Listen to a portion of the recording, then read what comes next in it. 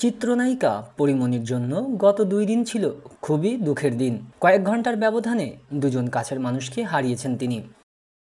গত শুক্রবার ভোর 5টায় ঢাকা ফরিদপুর মহাসড়কের ভাঙায় মর্মান্তিক সড়ক দুর্ঘটনায় মারা যান পরিমণির প্রাক্তন স্বামী ইসমাইল হোসেন জমাদ্দার।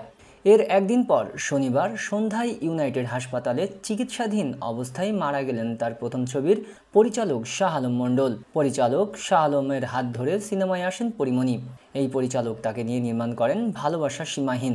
তার নির্মিত অন্য ছবিগুলো হচ্ছে আপন মানুষ, ডনগিরি এবং লকডাউন লাভ স্টোরি। আমার নানুর প্রথম মৃত্যুবার্ষিকী। শনিবার বিকেলের দিকে পরিমণি তার ফেসবুক অ্যাকাউন্টে দেওয়া এক পোস্টে লেখেন, নিয়তির ডাকে দিলে যে সাড়া, ফেলে গেলে শুধু নীরবতা। যার চলে যায় সেই বোঝে হায় বিচ্ছেদের কি যন্ত্রণা।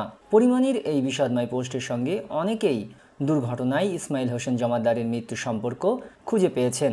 আবার অনেকেই পরিমণির নানা শামসুল হক গাজীর মৃত্যুর সঙ্গে এই স্ট্যাটাসের যোগসূত্র খুঁজে পাচ্ছেন। কারণ 1 বছর আগে ঠিক এই দিনেই নানা শামসুল হক গাজীকে হারিয়েছেন তিনি। আর এর মধ্যে পরিমণির প্রথম পরিচালক চলে গেলেন। তবে যে ইসমাইল হোসেনকে নিয়ে সামাজিক যোগাযোগ মাধ্যমে পরিমণিকে জড়িয়ে এত কথা, সে প্রসঙ্গে একটি গণমাধ্যমকে শনিবার সন্ধ্যায় পরিমণি বলেছেন, ইসমাইল হোসেন জনি আমাদের আত্মীয়, আমার আপন খালাতো ভাই, আমার বড় খালুর বড় ভাইয়ের ছেলে। আমরা একসঙ্গে বেড়ে উঠেছি।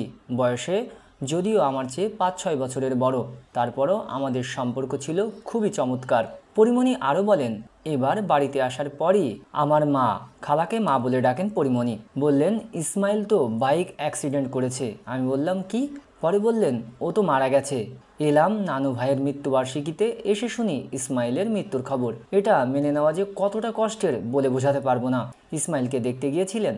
এমন প্রশ্নের জবাবে পরিমণি বলেন, আমি সাধারণত মৃত মানুষের মুখ দেখতে পারি না। এই জীবনে একমাত্র নানু ভাইয়ের মরা মুখটাই শুধু দেখতে পেরেছি, আর কারোরটাই দেখা সম্ভব হয়নি। ইসমাইলেরও দেখা সম্ভব হয়নি।